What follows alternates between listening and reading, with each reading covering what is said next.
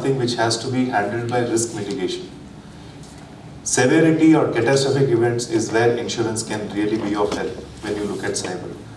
But what I want to do now is generally throw the house open for questions, including the mock board if they wish to ask Marco specific questions. I certainly have a few questions or kind of points which I kind of noted down. Let me lead off with the first one. One of the things Marco said was, when you look at when the mock board has asked a question, how critical is a cyber event to say an insurance company, which was our mock case. Now, one of the things which we have to understand from an Indian point of view is, we have a section 64(5)(b) of the Insurance Act, which says cash before cover, which means your insurance in India does not trigger unless you have paid the premium. There is no credit. Now, this can have an implication. That is one part, thought to have in your mind.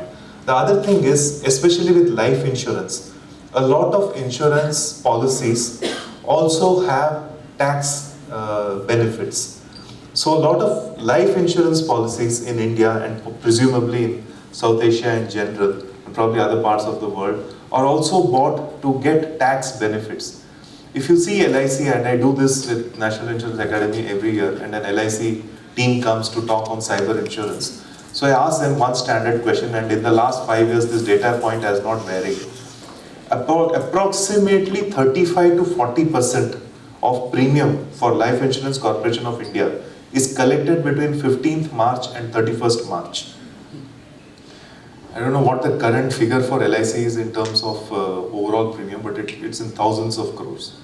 So I'm saying that if it is say 10,000 crore or maybe 20,000. 27,000 crores. 27,000. 57,000 crores is LIC's? First year premium. First year premium. First year premium. For the market or for just LIC? LIC. Okay. Now if you take 30% of that, 15,000 crores. 15,000 crore is the exposure which LIC is sitting on every March, potentially from a cyber event.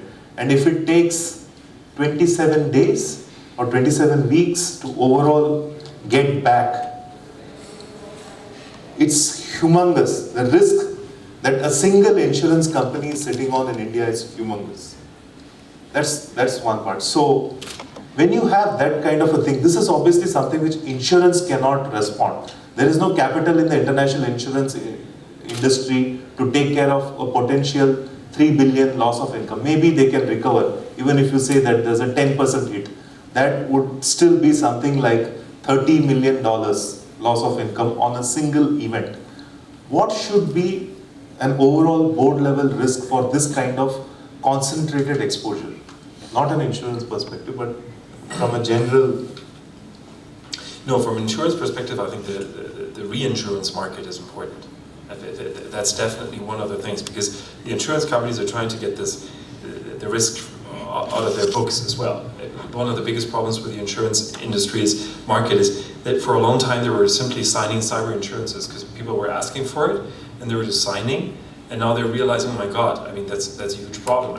I remember some of the questionnaires they sent out was, do you have an antivirus software?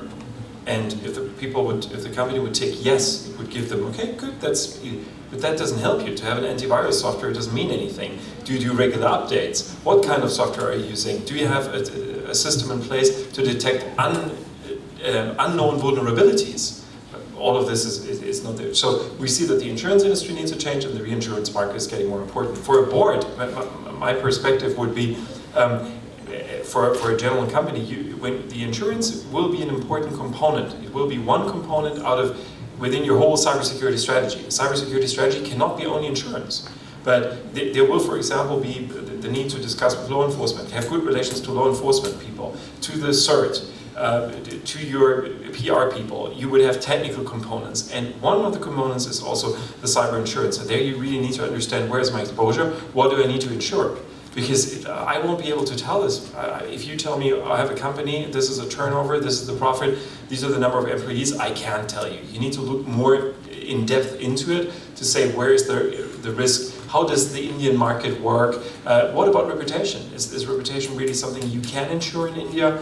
Is it something you want to insure, or is it maybe not that important? I won't be able to say that, but I think it should definitely be one component. And also for the cyber crime element, very important. And I just wanted to point out, because it's for free. If you Google for understanding cybercrime and ITU, which is the International Telecommunication Union, you will find a book that I wrote for them for free, 500 pages or something. You can download it for free on the site.